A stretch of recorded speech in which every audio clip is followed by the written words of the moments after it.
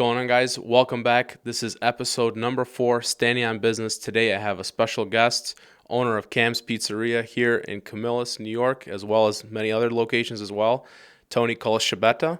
Thank you so much for joining us today on our podcast. Can you give us a little bit of background about yourself? Give us kind of the origins of Cam's Pizza. For us here in Camillus, it's a local icon. I would be very hard-pressed to meet someone in the West Genesee School District in our local area that wouldn't know what Cam's is or where it's located. But just for all of our listeners, just give us a little bit of a background of Cam's, the origin, and where you are today. Well, first of all, thank you very much for having us. Yeah, Cam's Pizzeria, actually in April, we're going to do our 20-year anniversary here in Camillus, Wow. believe it or not. Congratulations. It went by pretty quick. Wow. Congratulations. Our humble beginnings are actually 45 years ago this past July in our first location in Geneva, New York. And Cam is my brother's nickname for Carmelo. And pizza business is his dream. And me being the younger brother, he actually gave the dream, passed it on to me. So I was the younger brother helping him out.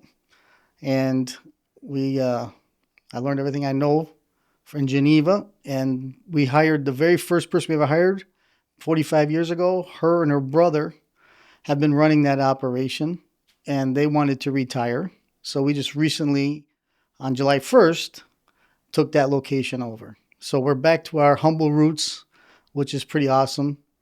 And on the 19th of this month, our location up in Oswego is going to be 42-year anniversary. So Wow. It's a lot of pizzas, a lot of ups and downs, hills and valleys, but I wouldn't trade it for anything. Absolutely.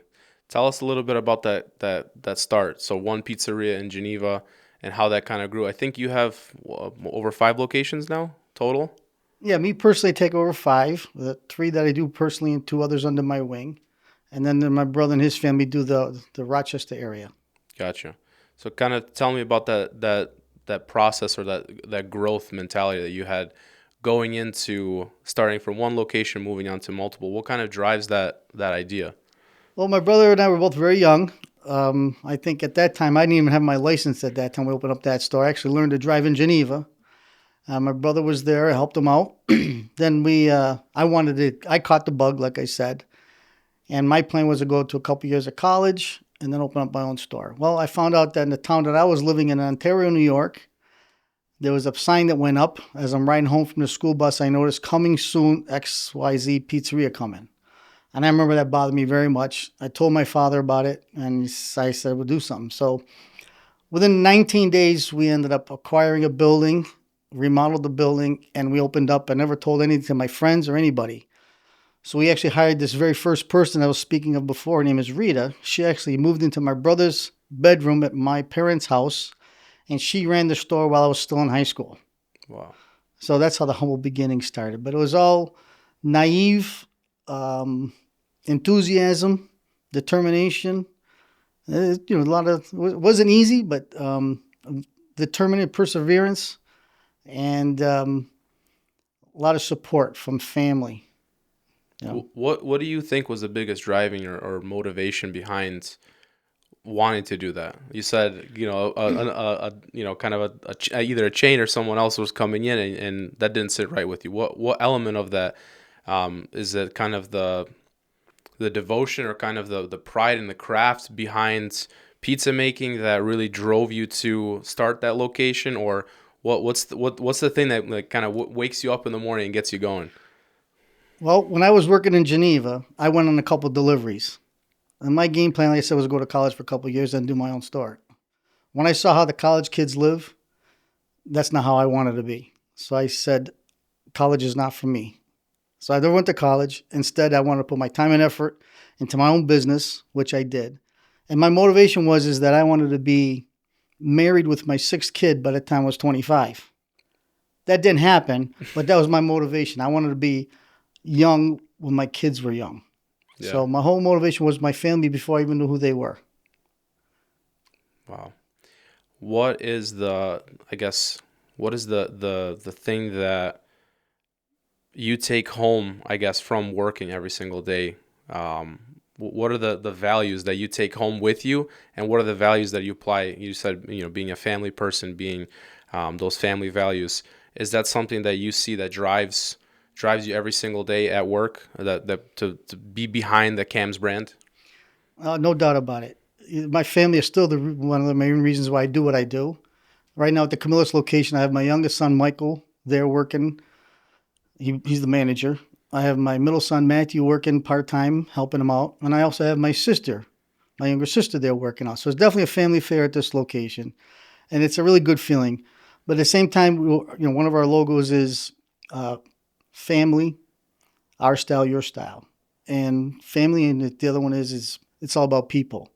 So pizza's a happy food, and when people are whether it's good days or bad days, we like to think pizza's a happy food, and it's about bringing a smile to people, and not only having a good product for them, but how we make them feel. And I got a lot of compliments about how friendly the service is, and that makes me feel good. That makes me feel proud, and it is definitely all about family. And the other locations at work, the managers that I have there, they're like family. They're like my sons, for sure. And I like to have family owned and operated businesses. So that's the other two locations are my wing. Their family's been with me for a long time, and they work really hard. And I'm just proud of all of them. Talk to me about that first location that you opened by yourself. Talk to me about, the beginning days, the early starts, the kind of, you could say, the infancy of Cam's Pizzeria under your side. Um, what was that kind of process, starting something from scratch? If you say Cam's Pizza now in Central New York, like I said, it'd be very hard pressed to find someone that didn't know what it is, kind of, and have some sort of good memory or something that they could say. But prior to having an established brand, what's kind of tell me about that process, starting a business, starting something fresh, something new, and the infancy and kind of the struggle or the grind that goes behind that. Well, you're right. It was something new. Back 45 years ago, there wasn't a pizza place in every corner. Not every restaurant, every convenience store, and every big box store sold pizza like they have today. So it was definitely something a little bit more unique. And just being there day and night, getting to know each one of the customers, the relationship building is what it was. I could go to, buy a gallon of milk at the store. I might not remember the customer's name, but I remembered that they were pepperoni sausage, half mushroom pizza. And I would be able to say hello. So it's just a matter of becoming part of the community, making them be the family, not on the both sides of the counter, not just the staff and the team, but also all the customers coming in. You get to know them, and it's relationship building. I said that's kind of the fun of it. You do it because of the people, and we're not perfect. We make mistakes. We do burn pizzas like that, but we try to make up for it. And I always say disgruntled customers, our biggest thing is try to make them one of our best customers, and we got a pretty good track record with that. Yeah. What kind of advice would you give someone that's starting up a new brand or a new business, and they're in that kind of beginning, phase? What would what would be the most important, like top three priorities you would say for any kind of business? It's about your customer. It's about service. It's not about you. So don't sit there and count your hours. Don't sit there and say, poor's me, a vacation, or these kind of things. It's not about you. If you're really serious about it, you really got to go and roll your sleeves up. And don't worry about how many hours of sleep you get or don't get. And no matter how much money you're getting paid, it's all about creating this new service or business that you're doing. And you got to bring life to it. And whatever it needs, it needs. You got to treat it like an infant. And just be determined that happens. One thing that I did learn that I'm a stubborn person and I'm a determined person, and I found that I was over determined. I was always trying to get the round peg in the square hole, and I wasn't going to give up until it happened. And it took me some years to learn that it's okay to let the bad things go and to move on, not to waste that time. So it can be too much the other way as well. Have you noticed, being in business now for so many years, have you noticed a trend or kind of a changing shift in people, in the demographic, in the business space as a whole, or what would your take on that be right now? Oh, there definitely is. From the different diets that are going on, the different kind of food people want to eat. On the employee side, the worker from 10, 15, 20 years ago is totally different than the worker there is now, especially for the amount of money that we have to pay them. There's a lot of good ones out there still, but the work ethic isn't as strong as it used to be, I think, in the past. And as far as the customers, like I said, they're more health conscious of what they do and what they want. And then the other thing is the new technology that's coming about, how people actually buy pizza, and everything's done through credit cards and through apps and through websites and that kind of thing. And now AI is playing a big part of it, which will look in so many aspects. But at the same time, I don't want to go too far to eliminate and get away from that people-person relationship. So Yeah, got to walk that fine line. I was gonna ask: do you find yourself kind of chasing the new trend, or kind of sticking to what makes Cam special, or almost in a sense sticking to your roots, or kind of just trying to go both ways a little bit? What do you think is important for a business owner in 2026? I think it's always important to remember your roots, to never forget about that. But at the same time, you have to pay attention to what's going on in the world. You can't. You have to pay attention to what's going on in the world. So you have to see what's working, what the trends are. So you have to stay with that. Like, for example, third party deliveries. You have to pay attention to that. You can't just do it. Not delivery. We never had delivery, but then delivery became a thing. So we adjusted delivery. Before chicken wings weren't a thing, we added chicken wings. So now here we are looking at third-party delivery, web ordering, all that kind of thing.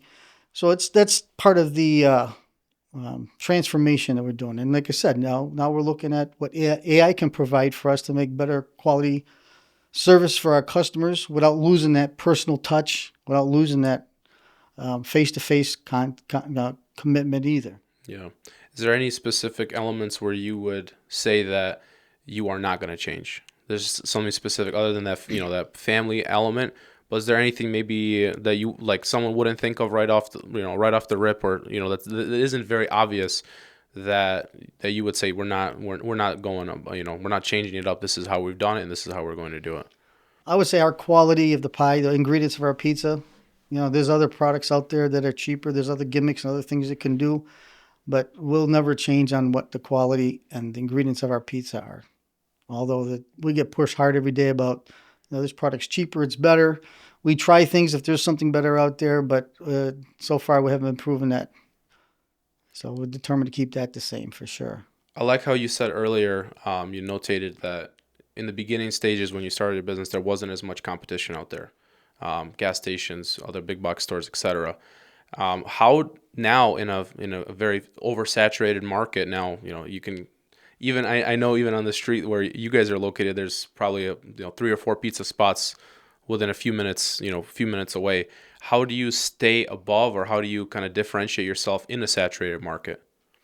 Well, I always say that competition's good. There's room for everybody who does it right.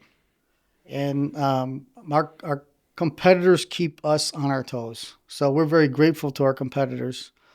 And it just makes us focus more on what we need to do and to do it right. So the basics are quality, service, and cleanliness. And no matter what, we always focus on those. Those are the foundation, if you will, in the restaurant business as far as I'm concerned. Do you find yourself kind of adjudicating your performance based on your competitors, or do you find yourself just being a step ahead, or what's the way that you would go about it, or give recommendation to someone, even such as myself as a business owner? What kind of advice would you give to someone that's in a competitive space where people are always, different options, different price points, different things that they could, be spending their time and money with? What advice would you give to a business owner in that type of space? Well, like I said before, it's about your relationship with the customer. So you have to build your relationship with the customers, and you have to be part of the community. You pay attention to what the competitors doing, but that's them. You don't have to become them. You have to do everything that they do. They do their niche. You do your niche. We do our niche, and there's enough people out there that'll come to you. Like I said, if you treat them right, you give them good quality or value, then you don't have to worry about it. I would always say, worry about yourself first and your customer. I always take care of my staff and the customers, and then everything else comes into play. Can you talk to me about that process of finding your niche, finding that specific thing that you're good at? What's your philosophy, I guess, going about finding that process? Well, I think it's a combination of things. I mean, like McDonald's and Burger King. Some people like the McDonald's fries, some other people like the Burger King fries. It's two big chains, common area, common competition, but there's certain little niches that they like. And we like to do that. We have the 20-inch pizza was kind of unique around here. It's a hand-tossed. Our pizza oven is something that's unique as well. It revolves like a Ferris wheel would. There isn't anybody else that does a pizza like that. So because of that, we can handle high volume. So someone orders 20 sheet pizzas in the middle of a Friday night dinner, we can handle it. So those are the kind of things that separate us from others. And I have lunch once a week with some of my competitors. We're friends, and it's a great thing, and we share stories. And it's nice to have that community of people that understand what's going on. And there's a mutual respect there to respect each other's space and whatnot. But if they were to call me and say, "Hey, I need a bag of flour," I'd be more than happy to help them out. I really like that. There's that. I would say in 2026 it's kind of not I want to say non-existent, but very hard to find where there's that kind of love or kind of respect amongst competitors nowadays with social media and with everyone being online. A lot of times it's very adversarial, very me versus everyone. So can you kind of tell me about that community element that you said, even with your competition? Can you give us maybe a story from your experience of maybe something that you didn't expect from a competitor, or something that kind of gave you a little bit of a hope that there are still people out there in the world that care for others, even in the same space? Well, you're right. It's a little tougher these days for that, but it's all about building relationships. There's other competitors I've reached out to and try to do that with, and they just want nothing to do it, which is fine, and I respect that as well. But there's other ones. There's local people here that still come to my pizzeria to sell the same product. I've frequented their establishment. Again, just to show that mutual respect and support. That the scenario that I said that someone ran out of a bag of flour because they had a problem with the delivery or something happened. I'm the first one to help out. I mean, I might not send them my logo pizza box and to put their pizza in it, but something like that I can help out. If I've been on both sides of that fence because things happen. I can remember one time it was a winter storm and there was a Domino's driver stuck in a ditch up in Oswego, and I pulled over and I pulled him out. I didn't have to do that. It would have helped us with our delivery business, but you got to do the right thing. And he was very grateful, appreciative, and just because he delivers for Domino's doesn't mean I'm not going to help. So that's just my mindset. That's just the way it is. We're all in this together. So life's tough enough with adversaries and everything going against you. So why not just build on those relationships with everybody wherever you can. Absolutely. Do you think that it's important for a business to be connected with the local community? Oh, no doubt. Absolutely. The community is your lifeblood, right? You have to be part of it. It's your family. And this is where I live here, so we do as much as we can. My wife and I call it date night. Once a month, we go downtown to the rescue mission. We bring the pizza trailer out, and we hand out free slices of pizza to the homeless and beverages. And because of that, we have other groups that join us. So we're bringing out clothes. We're handing out candy. We're bringing little pocket Bibles. We're playing some faith music and people praying over them. And just, just recognizing that they're people too, loving on them. And that's pretty special. It's changed my life, and we've been doing it for, I think it's our 7th year. We start this month, and it's been life-changing. And I encourage everybody that works for me to come down and experience that. And anyone else that wants to come down and participate and look, it's really amazing thing. And I tell you, there's a strong need of it. It's one thing writing a check for a donation to a service center or something like that, but to actually go down and look in somebody's eyes and actually see how they, like tonight, cold night, we get to go home in our nice warm house. Yeah. So I tell you, it's something I like to shine a light. And it's not something I promote or advertise because I'm not doing it for that reason at all. But at the same time, I just want to build up the awareness for people to know that there's still a big need. And the community's been very generous. We've got a lot of people bring us clothes and coats and whatnot, and we're happy to pass it along. The chamber does that for us and whatnot. But it's a great thing that we love to do. Talk to me about faith a little bit. What role does that have in your business? Some people will say, kind of like almost like a separation of church and state. Kind of they keep their business life one way, they keep their personal belief and values on a different side. Where do you fall on that spectrum? Well, that was me for sure.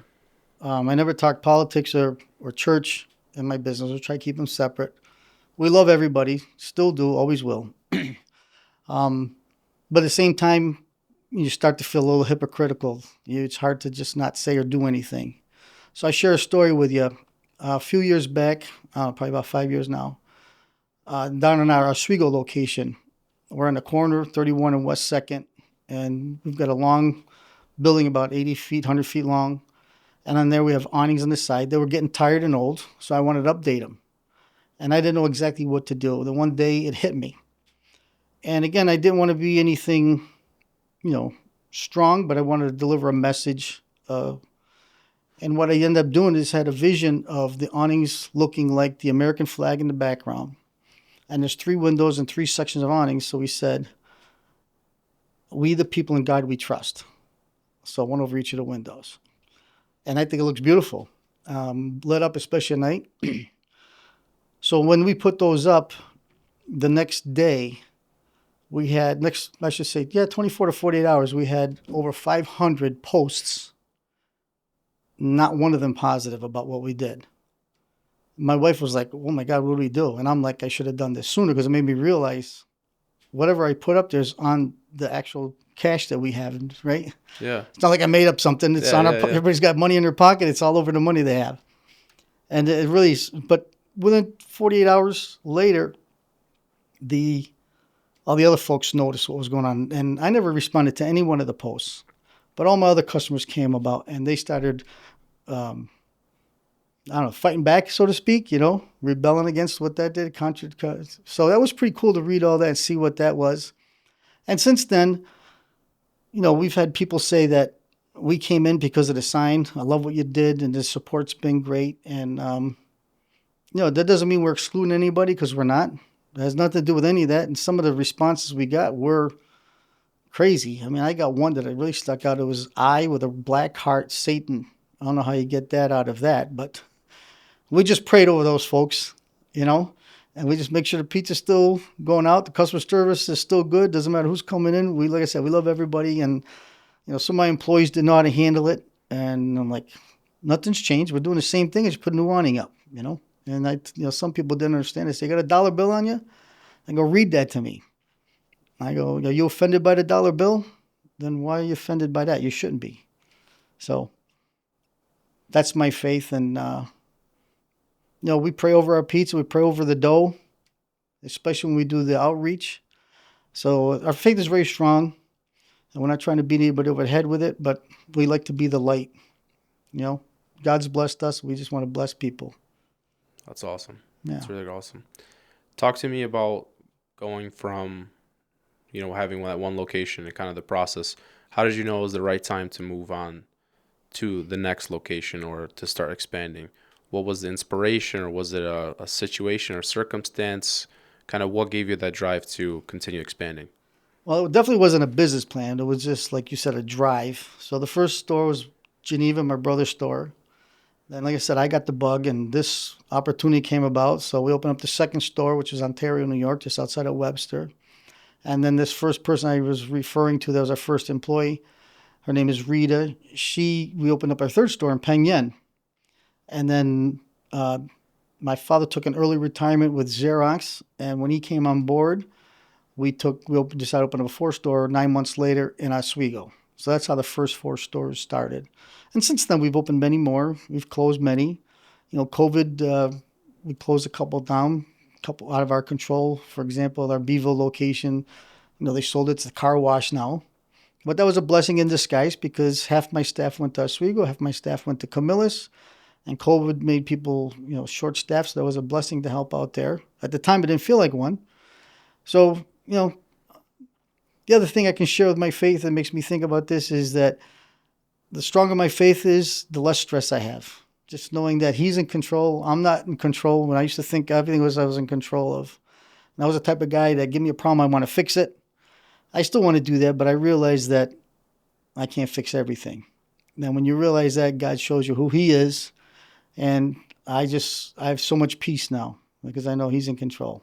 Talk to me about that shift. What you said, you kind of started where it was, you're on the one side of the spectrum and you're kind of worrying about things. And talk to me about that shift into the Tony that we see today. Kind of, how did that come about? Well, God put a problem in front of me that I couldn't solve. And, you try and you try and you can't do anything about it. So the alternative and the final thing to do is just drop on your knees and look up and put it in His hands. And then you see miracles happen. And when you experience that and you see that, and the little things that might not have been little things before are miracles now. And every day you see more and more of those. And you see how he puts things together that you couldn't have done. There's no other explanation. But the fact that you have people praying for you, which is a wonderful thing, and surround yourself with like minded people. And then you see the miracles come. And he showed me that. And because of that experience I had now, I have personal friends of mine who are in kind of similar situations. I can explain what I went through and I can understand what they're going through and I can be a help, which is another blessing that he gave me to be for people who are in a tough situation like I was once. Can you give us a little example of one of these kind of miracles that came about in your business? Oh, they're every day. What I'm speaking about is a family situation, um, one that I thought was going to be totally hopeless, but God proved me wrong. And it's just a miracle that I am where I am today, for sure. Um, Specific ones, there's so many come to my head. The one I was talking to, I'd rather not discuss, to be honest with you. It's Um, okay.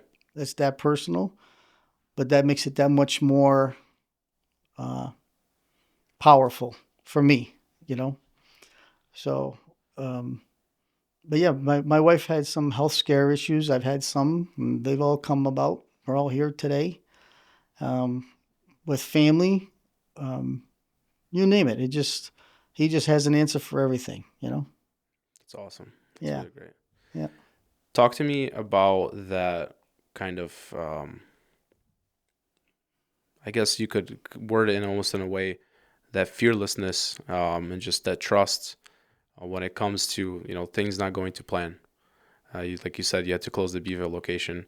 How do you kind of weigh that decision? Because it's not only you that is affected by that by closing a location down, but the stakeholders in the sense of customers and sense of the Right. employees that work there.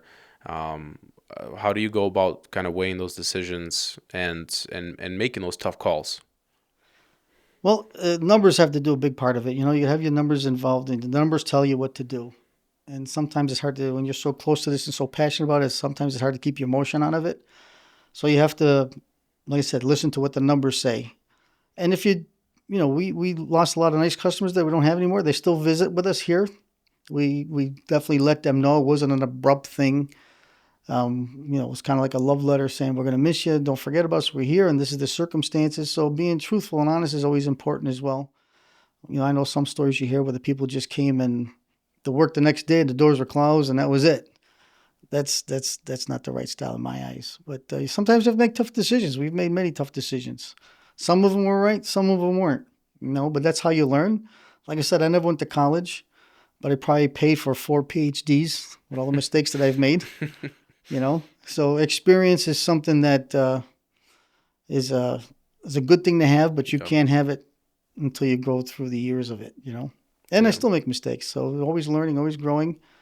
And I try to tell my staff and my employees, especially the managers and whatnot, it's okay to make mistakes because that's how you learn. yeah. So, as long as they're honest, sincere, and we learn from them, then I welcome all the mistakes there are. Do you think there's a certain, um, I guess, at what point does a mistake stop being a mistake? Is it okay to repeat mistakes? Is it kind of, do you have to learn from every single time that a mistake has happened? What's your kind of philosophy on that? Well, you should learn from the first ones. Making the same mistake over and over again, then maybe you got to look at yourself in the mirror. There's got to be a reason why you're doing that. Um, I tell my staff, like I said, it's okay to make mistakes. You got to learn and grow from it. But if you keep making the same mistake, either you're not happy here, or you're lazy, or there's other reasons going on here, and then we have the heart-to-heart talk and say maybe it's time to move on. Gotcha. How do you go about that process? Sometimes, hiring on people is a hard process now, trying to find good labor, but even worse is when you have to let people go. What kind of advice would you give to someone that's a business owner that's in that kind of place? Where do you first draw the line of, all right, this person has to go, and how do you go about it? What's your advice there? It's always about communication and relationship. And if it's still not going anywhere, I've never fired anybody. They fired themselves. I just let them know. That's a really good way of putting it. But you have to have the communication relationship there to get to that point. So they understand where they stand at all times. Why this? First of all, you get benefit of doubt. Again, have the conversation, why you're doing this. I find if there's something going on with them, sometimes, life happens to people and things happen, which is understandable. And you work through that. But if they keep making the same mistakes or, dishonesty is a situation, whether it be unintentional or intentional, you still have to deal with that. So there's a lot of grace to give, but at the same time, especially now with the minimum wage being at $16 an hour, everybody got a raise. I don't know if they know it or not. So you'd like to see a little bit more work, a little bit more effort put into things, Yeah. but unfortunately, that doesn't always happen. So you have to raise the standards, and because I have to raise the prices, and if I could share my thought of this minimum wage thing, it's really a thing. I have no problem paying anybody what they're worth. I want to start by saying that. Absolutely. For the government to dictate to you to tell me what I have to pay someone, I think that's a mistake. And the reason why I think that's a mistake is the government looks like they're the hero because they're saying we're giving everybody a raise. They have to have that, which is great. However, the result is this, I believe. So here we are. We have to raise our prices. I'm not the only one. All the other places have to raise their prices because of the extra expenses that are involved. So my payroll goes up, which means my payroll taxes go up. Money to Uncle Sam. The staff's payroll check goes up, so they have to pay more taxes in. But they make more money. But at the same time, myself, Duncan, and McDonald's, Burger King, they raise their prices. So the net money in their pocket is still the same. It's worth less, yeah. But poor grandma who's been on a fixed income can't enjoy the slice of pizza like she used to or as often as she did because the price of pizza went up. So she ends up getting shortchanged. And the employee making more money gets shortchanged. He's paying more for product and paying more in payroll taxes. I'm trying to keep the same margin so I can keep the doors open, and I'm paying more money to Uncle Sam. So really the minimum wage thing is just the government making more money. And they're looking like the good guy because they raised the wages for people. And, it's most people come work for us, their first job. So we're teaching them job skills. So unfortunately now, some of these kids don't even know how to sweep a floor. You have to teach them how to sweep. You have to teach them how to do every little thing, which is fine. Wouldn't mind teaching them, but not at $16 an hour. And because we're paying these folks that much, the people that want to make a career out of this, we can't pay them as much because we need to keep the payroll there without keeping the prices too high. So really, if they let it go and people paid, I'm not saying there shouldn't be a minimum, but for example, New Hampshire is $7.25 an hour. Now, if you have an online business, let's say selling T-shirts, one in New York and one in New Hampshire, who's going to get the better price, obviously? Yeah, of course. $16 an hour is compared to $7.25 an hour. So that's my little short spiel on minimum wage. Hence, we're looking at now for the AI situation, So that's really going to hurt that minimum wage employee even more. Do you find yourself kind of looking or hoping that AI will maybe replace someone to be able to lower your liability of having, your payroll, essentially? It's not what my hope was. My hope is I don't want to do that. Yeah. But the numbers But might the force reality me of to being- do that. yeah, Right. as a Might business force- owner, yeah, of course. Right. They might force me to do that. Now, like I said, that's something that I'd have to look into and check. But right now, the change in the world today is going in that direction, Yeah. So Do you think a minimum wage job is a job that, or should I say, a lot of people will argue that the reason why the minimum wage is so high is because they believe that wage should be a livable wage. Do you believe that a minimum wage job is something where is more of an entry level position, something as a starting point, or more of as a end all be all as proponents of people that want to hire minimum wage? I'll give you the example. The very first person we hired, she was a minimum wage starter. She stuck with it, and she ended up owning the place for a while. And I have many stories like that. So it's what the person's worth, what their drive is. And just to give people raises, we gave raises to everybody the last 2 years. Even last year, we didn't raise the prices. We ate all of that. And then New York State says you have to push in, retirement and everything else. It just keeps chipping away. And unfortunately, this year we have to raise the prices, But to get we're pretty much forced to have to do this. But I think a minimum wage person is on the job training, which I love to do. We love to do it. We've done very well. I still today get people sending me thank you letters for the work experience they got with us. But they moved on and have created their own business or doing their whole nother career. So I don't think it should be that for everybody. Entry level should be something different. And if there's other people that want to stay with us and want to move up in the chain but don't want to move on to their own, there's plenty of room for them too to make more money and to make this their job, maybe not their career. Um, I think if the government stayed out of it, I think people can get paid more. But yes, it definitely should be an entry level job, specifically in my industry. I think for sure. I can't speak for other industries, but I definitely think that that would be an ideal situation for us. So maybe if there's a entry level type thing and then another minimum one, I don't know how that would work, but we don't. I don't have a problem not paying people minimum wage. To me, I pay you what you're worth. Yeah, absolutely. That's how I see it. Just that to make it more difficult to pay more when you're forced to pay someone who Yeah, can't sweep, mandated. know how Yeah. to speak. You have to spend 2 weeks training them. You know, and the worth ethic isn't like it used to be. There's far and fewer in between. Talk to me about, or what advice would you give to someone about um, getting a first job? Let's say, for example, they're in high school and they're looking and they're thinking about working for Cam's Pizzeria. What advice would you give somebody that's either looking to work for you or starting their first job? What, kind of that almost like fatherly advice would you give someone as they start this, and what lessons or what they should try to glean from that first, opportunity, first work experience, and what they should get out of it? Well, attitude is everything. If you have the right attitude, that means you're teachable, you're approachable, and you can learn anything. That's number one. Some of these kids I notice these days are very sensitive, and so don't be so sensitive. If someone says something, don't take it so personal. Whatever tone of voice it might have been, I've noticed that. And you got to be punctual, eye contact, respectful, honest, and willing to communicate. Sometimes I see these kids they have a hard time communicating, and they'd rather text. Mm. You know, but I think eye contact, sitting down, and having a conversation is important. And there's a lot of good kids out there. Don't get me wrong. There are, but everybody's fighting for them. So you have to create an atmosphere where they want to work here too and enjoy who they're working with and what they're working for. And it's not only about it's giving back to the community and not only just what's going on in the register. Have you usually maintained a relatively young workforce at Cam's Pizza historically, I'm saying? Yeah, we always have the teenager type kid, the high school kid, the college kid. That's probably half of our staff, and the other half is the longer term staff, the more serious part of it. So that let's say probably half is a high turnover because of that. And we know that we hire a junior, let's say in high school, and they'll probably stay if they go to a local college, through college, part time here and there. If they even leave when they come back from vacation from school, we have hours for them.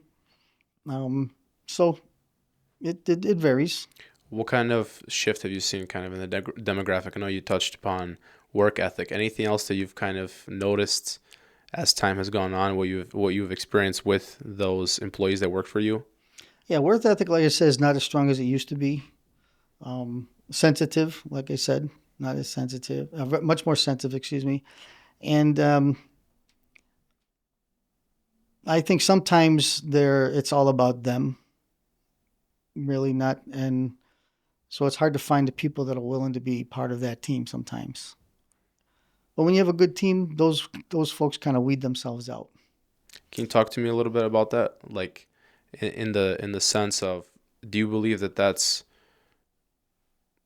do you believe that that's a strong value that you stand by inherently because it's a good thing, or is that something just in the difference in generations? How do you kind of take how do you see that? What's the learning lesson to kind of take out of that? I think that kids nowadays are more expected to be served, entitled, if you will. There's not as much independence or wanting to be independent. You just don't see that drive like I did before.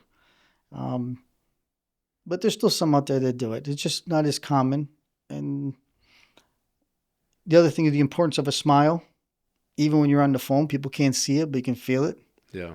That kind of thing. The positive energy. Sometimes I think the kids are just too worried about what everybody else thinks. That's always been an issue, but I think a little bit more now than before. So just that outgoing personality and wanting to learn, desire to learn, to do your best. So we like to hire kids that are busy. We might not get the hours we want out of them, but they're the people that are out there, in a band or sports and doing good grades and that kind of thing and still want to work. So those are the folks that find out that we end up hiring. I've noticed myself personally as well. The younger generations, I wouldn't even necessarily say it's just the younger generations, but I think just society as we moved on in time, people want to have everything almost handed to them. Kind of nobody wants to work for anything, or almost in a sense, work for free, or not even necessarily work for free, but serve someone, serve under someone, serve for someone. They kind of just want all the opportunities and everything for themselves already kind of handed That's true. on a silver platter to them. Yeah, they don't And, want to climb the ladder. They want to be yeah, at the top of the ladder without climbing it. absolutely. And I think it's a really it's a sad situation because to a certain extent you don't want to be in a place where you're being taken advantage of, Right. where someone, the days of, internships where people are getting unpaid and worked, many hours, etc.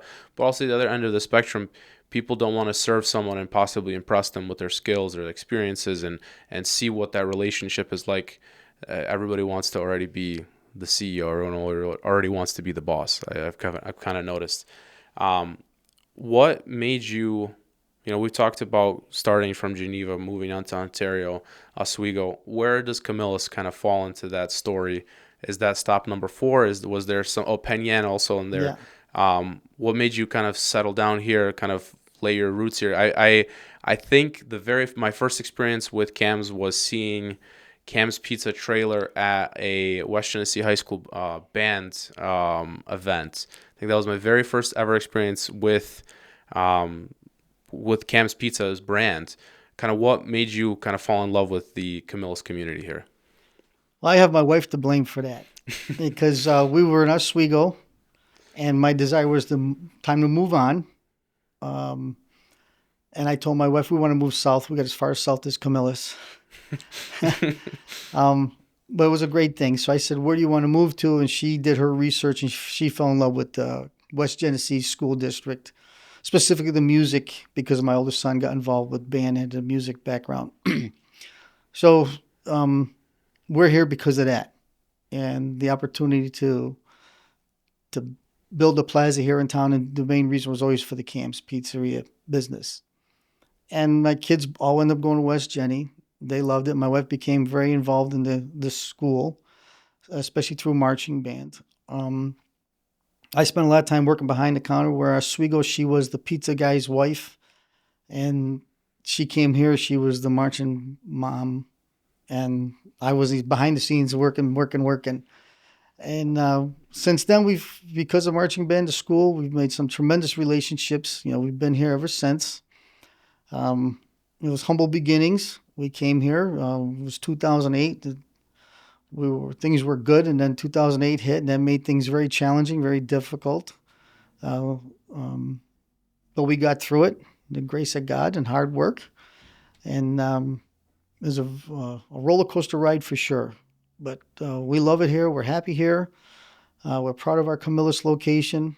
That doesn't mean that Oswego's my baby, because that's kind of where we've been. Geneva, going back to our roots. So every location has a special place in my heart. And, the folks up in Watertown, they just run a wonderful place up there. So yeah, it's just again, it's all about relationship. And if you don't like who you're working with, and then I don't get a good vibe, I don't feel that. I want to be happy and look forward to everybody I see. And that's what we've created. What's the future for Cam's Pizza? What's the future for Tony? That's a good question. I'm looking for spending more time with my grandson, which we just turned 1 year old, and we're praying for more on the way. I enjoy what I'm doing, so I don't see myself going anywhere as far as that goes. If somebody came to me and asked me they want to get in the pizza business, then I'm very interested in helping them get in the pizza business. Um, just continue to work with our community and try to bless more people as we've been blessed. So I don't know. Well, we have to wait and see. I see how my kids, if they want to become more involved in what they're doing to just run in one location, and or some of my other staff if they want to move up the ladder. So that would be fun and interesting to do. We do a couple other businesses, but nothing that's not going to be fun and not doing it with anybody that we don't enjoy being hanging out with. So Absolutely. What's your philosophy kind of now looking into the future or looking into for the next generation? What's your philosophy on either passing it down to your sons or your grandsons or someone that's interested, like either an apprentice, for example, or more trying to kind of take an exit out of it, sell it to another owner? What's kind of your philosophy on those kind of different approaches nowadays?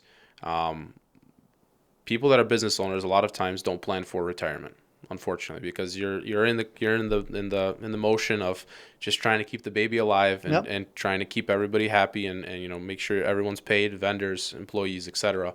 And a lot of times you fail to take into account for yourself as well. What kind of advice would you give to someone in terms of planning for the future, thinking ahead, trying to have a family, trying to put kids through college and all of that? How does that fit into running a business, being an entrepreneur? That's a lot to think about, a lot to worry about. And I see some of my friends, they spend a lot of time worrying about those kinds of things. I think it's a lot of maybe too much. Maybe you cannot not think about it at all, but too much is no good as well. That energy should be put toward the business or put toward yourself rather than worry. Worry takes a lot of energy out, and it's wasted time and wasted. So you have to have that faith, and like I said in the beginning, as long as you persevere and go. Not saying you shouldn't have a plan, you definitely should.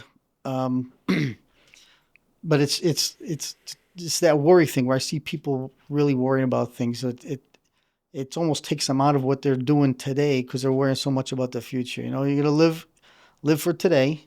Tomorrow will take care of itself. And again, it's about having that peace.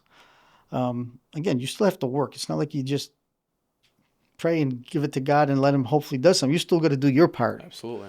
And it reminds me of that joke where the guy says, "Praise to God," he says, "I want to win the lottery, and I'm going to do everything right," and he doesn't win. And praise again, God, you let me win the lottery. God, you let me. After a month or so, finally, God says to him, "Will you go buy a ticket?" Yeah. So you have to do your part. Yeah. So some people, I think, they don't do their part, or they expect it to happen, and then they worry too much about it rather than taking care of it. So again, there's a lot of different things. Everybody's specific. Um, Me personally, I have a little bit of everything going on. As far as handing over stores, I've got guys that have been working with me for a long time. Like I say, they're like my sons, and I plan on handing off the torch to them in those locations. So they know that they have a future, and those conversations are happening now. Um, and I'm still being involved. And then when I want to sell it completely, I can do that too. So, and again, we're involved in a few other things which kind of take care of retirement that way. And, you got to think outside the box a little bit Yeah. too. Taking things one day at a time, but thinking also practically and Yeah. not just, being aimless with your time, but also at the same point, not just, worrying about, what's the future hold, etc., but And just taking in every day at its best value and its most. it is. It is. And learn from mistakes. Take every day at a time, one day at a time, and work on that day. Tomorrow will take care of itself. But you can't put it on the back burner the next thing because time goes by fast too. Next thing you know, boom. You know, it's like where did time go? So it's a hard balance to do, but that's what you have to do. And then just listen to your heart. Sometimes quiet time and just really pay attention to what you enjoy doing, what feels good, what makes sense, and what do you really is important to you. Sometimes people chase after things, and you wonder why they're chasing after things that they can't take with them. You Yeah. know, Talk to me about work-life balance. What's your kind of dogma there? What's your core philosophy when it comes to balancing Cam's Pizzeria, but also the Calascibetta family? What is your practical advice that you would give to someone that's a business owner? Even in the infancy of a business or a brand, in the process of building it up, later years, kind of your take on your life. It's part of my fabric. It's who I am. The pizza business is my life. It is my family. My family's my family. But we celebrated birthdays and New Year's at the pizzeria because we had to work and be open. There's many times we've had to postpone a celebration of this, that, because, 7 days a week, for about 10, 12 years, we did 365 days a year. So it was never closed, never off kind of thing. And it's about building a team again so you can take that time, that quality time. But just it's like I said, it's part of our life. Because of that, we've had many blessings as well. Because you have different friends in the community, so you get a little bit favor here, favor there, with being able to take time. I had a friend of mine used to own an amusement park, and because of that, we would have the kids' birthdays always there. So it might not have been on their birthday, but it was pretty spectacular to have an opportunity to be at an amusement park and have a special day like that, and basically have you and your friends do whatever you want, whenever you want, and that was pretty cool. So there's a give and take. There is a balance for sure. Sometimes you have to remember that the business is taking care of your family, so you have to take care of the business sometimes so you can take care of your family. Yeah. And then you got to surround yourself with good people so that we can take that time to be with your family. So I've been blessed with both. It's a hard process. There's times when, you have to miss some things because that's what the business says you have to do. But the amount of time and effort you put in, the business should reward you back. So that's the balance. That's a good way of looking at it. I never thought about it that way. The business is the thing that supports your family. So you have to be able to, in order to spend that time with your family, you have to have something that can be able to support that time that you're having with your family. So to then, sometimes the sacrifice has to be made that this thing that is supporting us has to kind of take precedence sometimes. Do you find that there is, or do you find yourself that for you it's a healthy balance, almost in the sense of weaving that fabric together, work and family? Are there moments sometimes where you have to prioritize one over the other and it doesn't feel as kind of easy, and how do you kind of go about that process? What do you use to justify that in your mind? Yeah, I'm sitting here thinking over the past few years, there's been a time or two where unfortunately you had to put the grind in. Like COVID was one of them. A lot of people took advantage of the COVID time. I probably worked harder during COVID than I did probably almost any time in my career, just because nobody knew what was going on and everybody was afraid. And we were all determined, to keep the doors open for our staff because we had to. A lot of unknowns and people just running on fear and emotion. That made it tough because not knowing, trying to keep doors open, family scared, and dealing with public and not knowing what was going on. So that was a tough one, but we got through it. Again, prayer, give it to God. Um, just do the best you can every day, and that's what we did. It was challenging for sure, but here we are today. Still, we got through it, and it opened up some opportunity for us.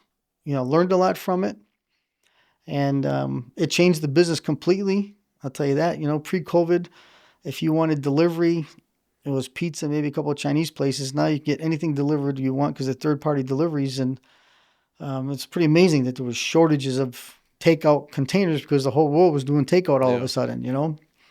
Um, the restaurants that never knew how to deal with it were doing it, and they were calling us to say, "Yeah, how do you deal with this? How do you this? How do you that?"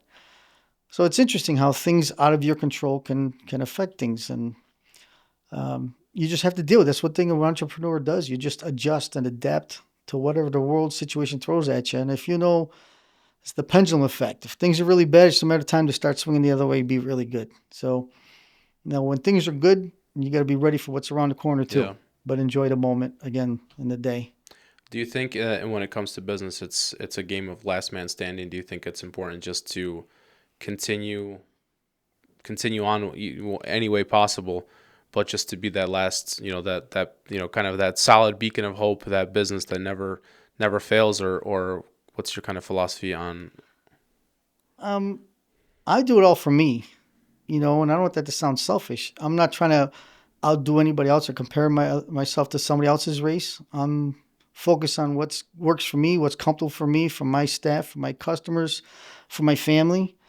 So I guess that's my philosophy. I don't want to go open another 100 stores because then I got to go find 100 times more employees for that. That's a challenge. That used to be our thing. We used to have it. Now I'm looking for owner operators, someone that's going to be there with their family, with it, to open the door and unlock the door, give them a turnkey operation. That's different than me supplying the manager, assistant manager like we used to do before. But because things are different, we're different now. And there's other things in the business that we can tap into, um, that we're looking at as well. Different merchandising, maybe getting our product out, to go stuff a little different. So Awesome.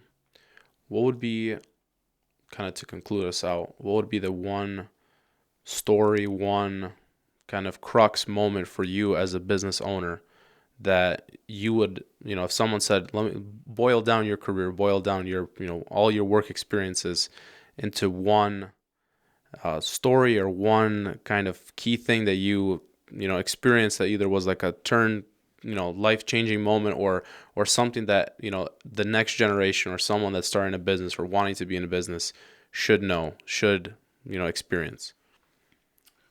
that's a tough one. A tough one is trying to pick a favorite one.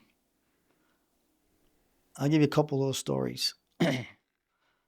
One day I was sitting at the pizzeria in Camillus, and I had a red cam shirt on. And I had this woman come in, a customer in the front door, and she would probably come 3, 4 times a week. Very nice lady. Would sit down for lunch and leave, always by herself. I was always nice to her. So one day she walked in as I was sitting there, and she had a red shirt on too. And I said, "Hi, how are you?" I said, "I see you got the memo to wear a red shirt." She smiled. She went in, got her slices. She sat down at her pizza. And then she came over to me again. And she said to me, "I just want to thank you that you and your staff always treat me well. You have no idea that this place is my happy place. This place is my place to get away from the world." And I'm thinking, wow. And then she had told me what she does is she goes and spend time with her dying sister. And was her little. So to me, that's what makes me feel like we're a success, that we provide that for someone who needs it. You know, it's not the busiest night, the most pizzas we sold, and those kinds of things, how many stores we have. And, those are all fun and great too. But that was really a moment where it opened my eyes why we're really here. And then my philosophy is that, my pastor told me that I have a unique position. And I asked him to explain that to me. He says, "You have a merchant ministry." And I said, "What is that?" He says, "You're able to touch lives more than any church can because you deal with the public every single day, not just on one day of the week or 2 days a week. And you can provide a little light for every one of them on both sides of the counter." And when he explained that to me and I understood what he was saying, that's exactly right. It's not how many pizzas we sold. Of course, that's important because we can keep the doors open.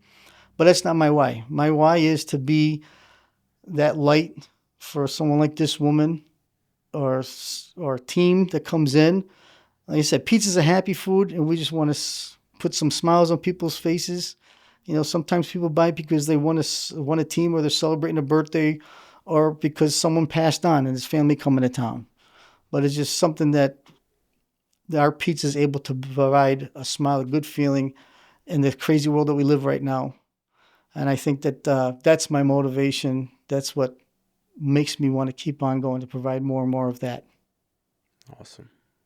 It's really important to not just have a business that's only in and of itself a revenue creating thing, but to actually have a drive and a reason and a greater purpose than just to make money or to have employees so they can also have a job and a career and be able to support themselves, but to then even do an even better and greater good in and of itself. And I think that's really good to encapsulate with something. So I think pizza is something that's it's not just like there's personal pizza, but most of the time you're sharing it with someone. That's right. You're breaking that bread with somebody, either like you said at a birthday party or a corporate gathering or something. Typically, it's not just a one person event. It's something that you kind of share and join over, and it's really nice to have someone in our community as well that kind of has a deeper reasoning than just we're gonna make good pizza. Which having great pizza is awesome. That's the business wouldn't be here today. And you can agree with me probably the same way, if it didn't, if it wasn't good in of itself. But Right. the fact that there is purpose, there's more drive and a reasoning behind it too, gives inspiration for other business owners as well. Because if you're a roofer, if you're a plumber, if you're a restaurateur, if you're someone that's in the law space, accounting space, I think there's something greater or deeper that can be accomplished than just what that industry is in and of itself. So I thank you so much for joining us today. Thank you for Thank answering you. our questions. I hope that this can be an insight to somebody in their business journey. The main purpose of Standing on Business is that we want to just see what it is that drives people that are business owners or people that are in those business positions, to give us a little bit more light and insight into how to run a business, how to be a better business person, how to be a better entrepreneur, how to be a better employee, how to be a better vendor, customer, etc. So thank you so much for joining us.